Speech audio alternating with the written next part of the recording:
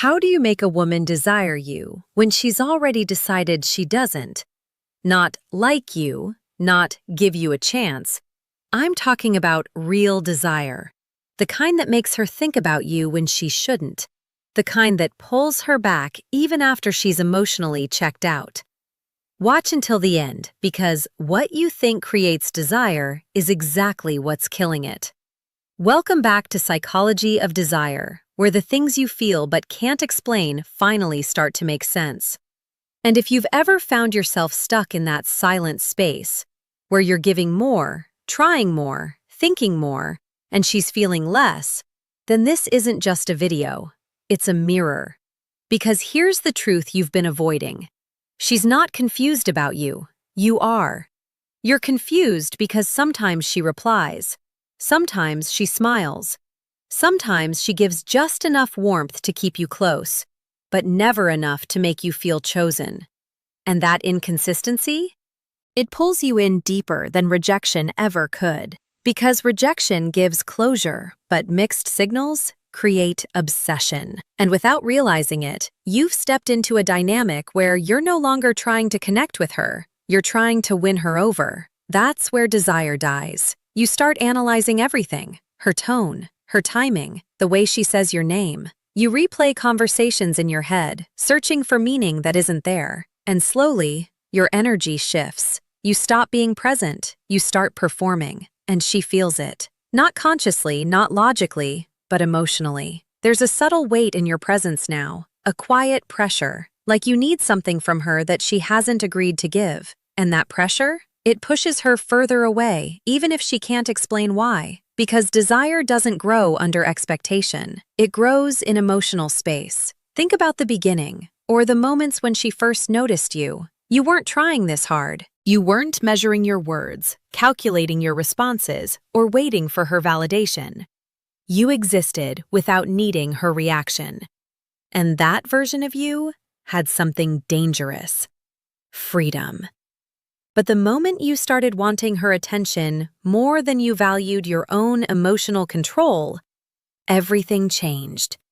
You became predictable. And predictability feels safe, but it doesn't feel exciting. You reply fast. You show interest clearly. You make yourself available. You remove uncertainty, thinking it will make her comfortable. And it does. But comfort without tension doesn't create desire. It creates indifference. And here's the part that stings. The more you try to prove you're worth her attention, the less she feels it. Because desire isn't something you convince someone into. It's something they discover when there's something about you they can't fully figure out. Something slightly out of reach. Not because you're playing games, but because you're not orbiting around her. Right now, your focus is locked on her. What she thinks, what she feels, whether she's interested. But the moment your emotional center depends on her response, you lose the very thing that creates attraction. Because desire doesn't move toward need, it moves toward mystery, toward emotional stability, toward someone who isn't shaken by silence, who doesn't rush to fill every gap, who can exist in the unknown without trying to control it. And that's what she's not feeling from you right now. She feels your attention, but she doesn't feel your absence. And without absence, there's nothing to wonder about, nothing to chase, nothing to miss. So ask yourself this, and don't answer it too quickly. If you disappeared from her emotional world for a moment, not as a tactic, but as a shift, would she feel the difference? Or would nothing change? Because that answer reveals everything. And once you see it, you can't unsee it. Good. Because now you're starting to see it. Not the version of reality you hoped for, but the one that's been quietly shaping every interaction between you and her. And here's where it shifts. You don't create desire by adding more of yourself. You create it by removing what weakens your presence. Think about that for a second. Every extra message you send when she hasn't replied, Every time you over-explain, over-give, over-show, you're not building attraction, you're dissolving it. You're making yourself emotionally loud in a space where desire only grows in subtlety. Because the truth is, she already knows you're interested. You don't need to prove it again. And the moment you stop trying to remind her, something changes in the emotional atmosphere between you. There's a pause, a gap, a question. And that question is dangerous in the best way. Why did he pull back? Not disappear, not play games, just no longer leaning forward. That's the moment her attention, which was drifting, starts to return. Not because you forced it, but because you finally gave it space to exist. You see, most men think attraction is about pursuit, about showing consistency, effort, presence. But what they don't realize is, when there's no resistance, no contrast, no emotional uncertainty, the mind relaxes. And when the mind relaxes, it stops craving. Desire needs a reason to stay alert, a reason to wonder, a reason to feel like there's something just out of reach. And right now, the reason she doesn't feel that with you is because you've made yourself fully available without her having to earn any part of your attention. You've given her certainty without tension, and certainty without tension feels empty. So what happens when you change that? Not by becoming cold, but by becoming contained. There's a difference. Cold pushes people away. Contained pulls people in.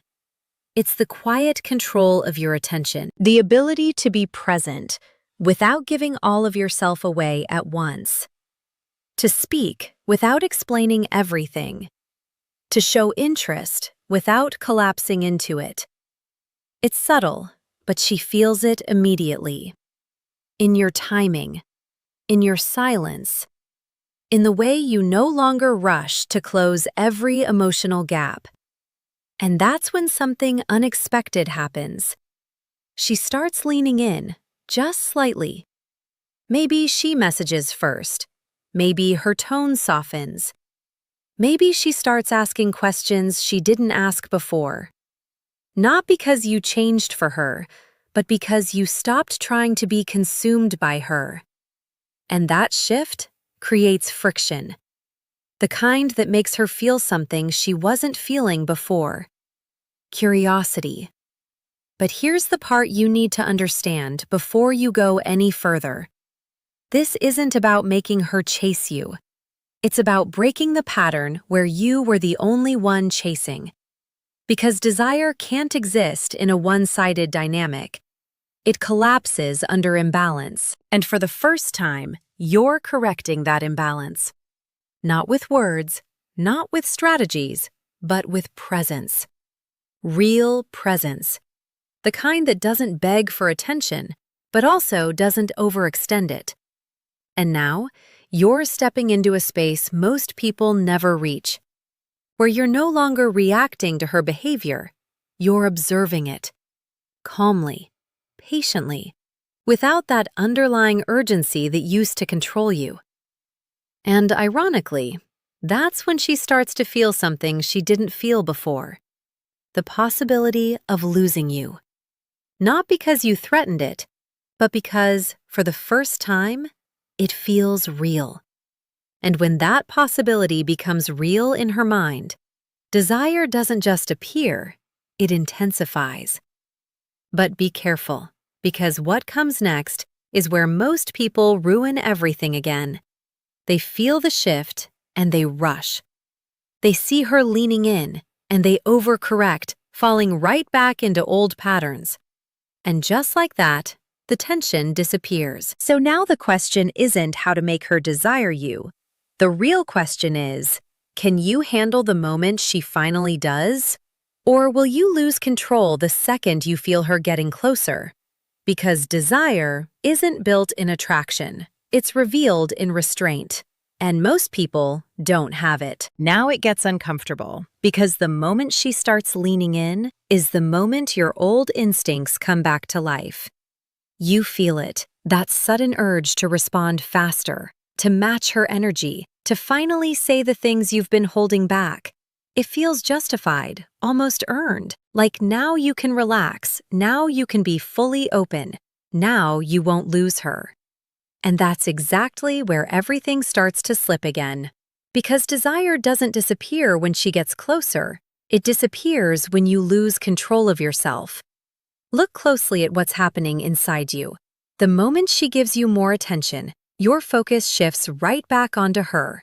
Her texts, her tone, her presence starts to dictate your emotional state again. You start measuring the connection, trying to secure it, trying to lock it in before it changes. But the more you try to secure desire, the less natural it feels. And she senses that shift instantly. Not through logic, through energy. There's a difference between a man who enjoys connection and a man who's afraid of losing it. One feels grounded, the other feels like pressure, even if he's saying all the right things. And pressure suffocates desire. Because now, instead of feeling pulled toward you, she starts feeling responsible for how you feel. Your attention becomes heavier, your presence becomes predictable again, and slowly, without any clear reason, she starts to pull back. Not because she lost interest, but because the emotional tension that created that interest is gone. You replaced it with certainty, and certainty, when it comes too early, feels like a trap. So here's the shift you need to understand. When she starts showing interest, your job is not to increase your effort. It's to maintain your center, to stay the same man you were when she wasn't fully giving you attention. Calm, unrushed, unaffected, not distant, just not consumed. Because that version of you is what created the shift in the first place. But this is where most people fail. They think attraction is about progression. More texts, more time, more closeness. But attraction isn't linear. It's emotional rhythm. Push, pull, silence, presence, uncertainty, connection. It moves like a pulse, and the moment you try to hold it in one place, it dies. So when she leans in, you don't grab, you allow. You respond, but you don't chase the moment. You enjoy, but you don't cling to it. You let her come closer without stepping forward to meet her every single time. That space, that slight gap between her movement and your reaction, that's where desire breathes. And yes, it will feel unnatural at first, because you're going against your instinct to secure what feels good. But that instinct? That's the same one that made you lose her attention in the beginning.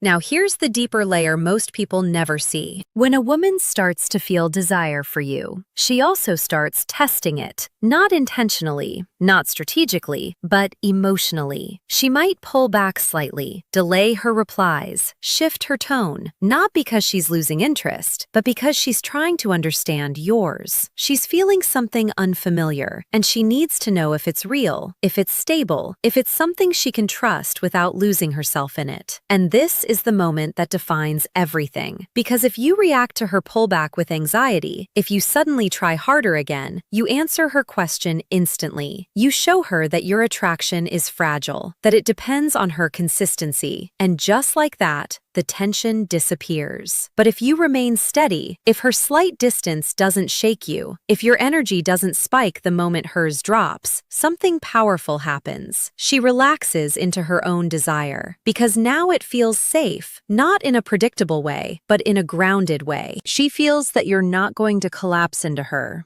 that you can hold your own emotional space, even when she shifts. And that's rare. That's what makes her stay. But here's the final truth you need to sit with. You were never trying to make her desire you. You were trying to become someone who could handle being desired without losing himself. And those are two completely different things. Because the first one is rooted in control. The second one is rooted in power. So now, ask yourself honestly, if she gave you everything you wanted right now, her attention, her interest, her time, would you stay centered? Or would you go back to the version of you that needed it? Because your answer to that determines everything that happens next. And what comes next is where desire either deepens into something addictive or quietly fades into something forgettable. And now you're standing at the edge of something most people never reach. Not attraction, not attention, but control over yourself in the presence of both. Because by now, you've seen the pattern. You've felt the shift. You've watched how desire appears, disappears, and reappears again, not based on what you say, but on who you are when emotions start moving. And this is where everything either becomes real or falls apart quietly. Because the final layer of desire isn't about making her feel something. It's about what she feels when she realizes she can't fully figure you out. Not in a confusing way, in a grounded, unsettling way. The kind where your presence feels stable but never predictable. Where your attention feels genuine but never guaranteed. Where being with you feels good but never taken for granted. That combination? It creates emotional gravity. And gravity doesn't chase, it pulls. But here's the truth most people won't accept. You can't fake that. You can mimic silence, you can delay replies, you can act detached. But if underneath all of that, you're still seeking her validation, she will feel it. Maybe not instantly, maybe not consciously, but over time, it leaks through everything. Because real desire doesn't respond to behavior, it responds to state, your internal state. And that's why two men can do the exact same thing, say the same words, show the same level of interest, but only one of them is desired, because one is trying to get something, and the other is simply being. And that difference? It's everything. So what does this actually look like in the real moments? It's when she doesn't reply, and you don't rush to fill the silence. Not to prove a point, but because your mind isn't trapped there anymore. It's when she gets closer, and you don't lose your rhythm trying to match her pace. You stay steady, present, unshaken. It's when she pulls away slightly, and instead of reacting, you observe. You let her feel the distance she created, without trying to immediately close it for her. And in that space, she starts to feel something unfamiliar, your absence. Not complete disappearance, but just enough emotional distance to remind her you are not hers to control. And that realization changes everything. Because desire needs contrast, presence and absence, attention and space, certainty and mystery. Too much of one, and it collapses. Balance them, and it intensifies. But here's the part that will stay with you long after this ends. The moment you stop needing her to feel something for you is the moment she finally can. Not because you forced it, not because you earned it, but because you removed the invisible pressure that was suffocating it all along. And suddenly, you're no longer trying to be desired. You become someone who is, quietly, naturally, without effort. And that's the shift most people spend years chasing, without ever realizing it was never about the other person to begin with. It was about the version of you that shows up when nothing is guaranteed. So now, the next time you feel that urge to reach, to prove, to secure, pause just long enough to ask yourself one question. Am I acting from clarity or from fear of losing something that was never fully mine? Because your answer to that will either keep you stuck in the same cycle or finally set you free from it. And maybe that's the real power here. Not making her desire you, but no longer needing to. If this shifted something in the way you see attraction, stay with this channel. Not for answers, but for awareness. Because once you start seeing these patterns, you can't go back to who you were before. And that's where everything begins.